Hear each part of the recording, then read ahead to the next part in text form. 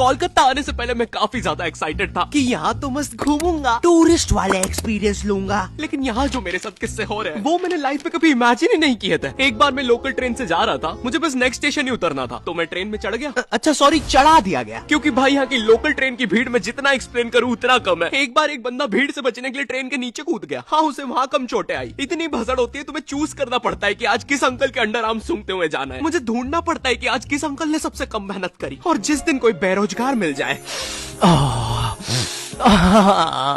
मैं जॉबलेस हूँ, मुझे कोई पसंद नहीं करता। अरे नहीं नहीं भाई, आई लव यू। जरा उस मेहनती बुड्ढे को देखो, साला दिन रात मेहनत करके अपनी फैमिली को पाल रहा है। हट बुड्ढे, नीच। और इतने भसड़ और पसीने के बीच में भी ट्रेन में एक केटीएम कपल होता है जिसे रोमांस सूझ रहा है। वो बंदा ऐसे खड़ा हुआ है गेट के पास अपनी बंदी को लेके कि कोई पास ना आ जाए। बगल वाले अंकलों को बस उतना पार्ट छोड़ के सब चिपका हुआ है बंदी से। इसे लगता है ये ऐसे करके 80 लोगों की भीड़ रोक लेगा। किस कर ले, कर लो, पक्का कर ले, कर लो। बहुत जम से कर देंगे। अबे देख क्या रहा है? सॉरी भाई, भीड़ में सेटिंग ही ऐसी हो रखी है, रुको। एक तो स्टेशन पे तुम्हें इतने भिन्न भिन्न प्रकार के लोग मिलते हैं। कुछ अंकल इतने स्किलफुल होते हैं, वो ट्रेन रुकने से पहले ही चढ़ जाते हैं, सटाक से गायब हो जाएंगे तुम्हारे साइड से।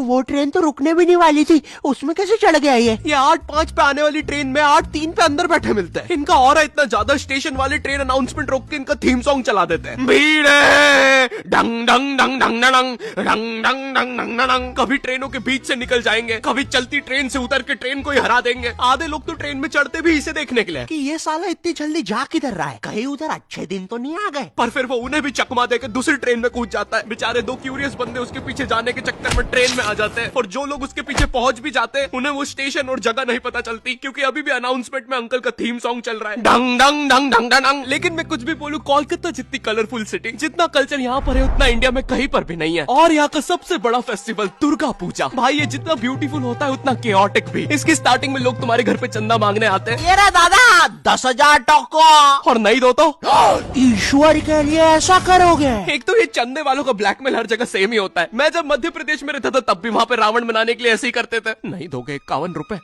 तो फिर कैसे चलेगा हमारा ये बेचारा रावण। लोग कहते हैं रावण में अहंकार था, हमारे वाले की आंखों में शर्म है। 10 के 10 सर झुक गए भाई। तुमने वार्ड नंबर 17 का रावण देखा है? देख के लगता है उसकी लंका होगी, और हमारा वाला ऐसा लगता है इसकी लंका किसी ने लगा दी होगी। लग रहा कूटा है भाई इसको तो। देखो भाई प्लीज 51 रुपए दे दो। वो वार्ड नंबर 17 वाले हमारा रावण ले जाने बोल रहे हमारे रावण को तीर बना के छोड़ेंगे उनके रावण पे। बचपन में मेरी मम्मी हमेशा बोलती रहती थी कि बाहर जाके खेलो। अब बाहर मेरे मोहल्ले के बच्चे भाई वो ऐसे अजीब अजीब से गेम्स खेलते थे। कहीं ड्रैगन फ्लाई में रस्सी बांध के उसको पेट बना लिया है, कहीं नंगे भाग रहे टायर के पीछे लकड़ी मारते मारते। मेरी मम्मी को उन पे दया आ रही है कि बेचारे गरीब बच्चे किसी भी चीज से खेल लेते हैं, फिर हमारी कार पलट जाती है। हाँ, वो टायर हमारी कार का था। और मुझे एक बात बताओ, चक्के से खेलने पे वो गरीब कैसे कंसिडर हो रहे हैं? क्या पता उनने कार खरीद के चक्का निकाला हो, क्या पता लैम्बोर्गिनी के चक्के से खेल रहे हो। नहीं, तुम्हें कैसे पता चल रहा है वो गरीब है या अमीर? और एक चक्के से इतनी सारी एक्टिविटी करेंगे ये लोग। कभी चक्के में रस्सी बांध के झूला बना दिया, कभी झूले से फिका के खुद को लूला बना दिया, कभी लूले पे झूला बांधकर हुला हू बना दिया। ये इतने हरामी बच्चे थे, इनके साथ कोई भी घर घर नहीं खेलता था, क्योंकि घर ये जुए में लगा के हार जाते हैं। ये वो बच्चे जिन्हें तुम रिमोट कंट्रोल कार भी दोगे तो उसकी मोटर निकाल के पंखा बनाएंगे। एक बार इन्होंने रिमोट कंट्रोल रिमोट बनाया था। तुम अगर इस रिमोट पे बटन दबाओगे तो इस रिमोट पे बटन दबेगी, बस। ये लोग मकर संक्रांति के दिन पतंग भी लूटते थे दुकानों से। पतंग से याद है, मैं बचपन में अपने दोस्त जनक के साथ बहुत पतंग उड़ाता था। जनक गुजराती था, और गुजराती लोग तो बहुत बड़े पतंगबाज होते हैं। वो लोग गला काटने के बाद भी काहे पोचे चिल्लाते हैं। जनक मेरे घर पे इतना बड़ा गिर्रा लेके आता था पतंग उड़ाने। उसपे पता नहीं कितने 1000 किलोमीटर का मांझा लपटा होता था। हम दोनों का सपना था उस गिर्रे की पूरी ढील देना। एक बार तो गिर्रा खाली होने ही वाला था, पर वो पतंग आर तो घूम के हमारे पीछे से आ गई। हमने हमारी ही पतंग काट दी। तो इस बार हमने सोचा पतंग पूरी परपेंडिकुलर उड़ाएंगे, स्ट्रेट। हमने 2 घंटे ढील दी, वो मांझे में वेव सिग्नल आने लग गए प्राचीन भाषा में। हमें लगा हमने एलियंस ढूंढ लिया, बट फिर धीरे से वो सिग्नल क्लियर हुआ। हमें पता चला हमने कोई नासा का 100 मिलियन का टेलीस्कोप काट दिया। पतंग नीचे ले, टेलीस्कोप काट दिया। नासा का टेलीस्कोप जैसे ही नीचे गिरा, बच्चों से पहले विसरो ने लूट लिया। बहुत वियर्ड था, इतने सारे बुड्ढे छत कूद के भाग रहे थे। एक तो जनक के मांझे में इतनी सारी गठाने होती थी, वो मांझा इतना भारी हो जाता था, हम चौथे माले से पतंग उड़ा रहे, वो दूसरे माले पे उड़ रहे। हर गली क्रिकेट में एक बेरोजगार भैया तो जरूर होता है। ये भैया ना छोटे बच्चों के बीच में अच्छा खेल के खुद को बहुत बड़ा समझता है। इन्हें ना मजा आता है जब बच्चे इनके लिए लड़ते हैं। ओए ओए ओए, रंजीत भी मेरी टीम से खेलेंगे। चल रहा है, हमारी टीम से खेलेंगे।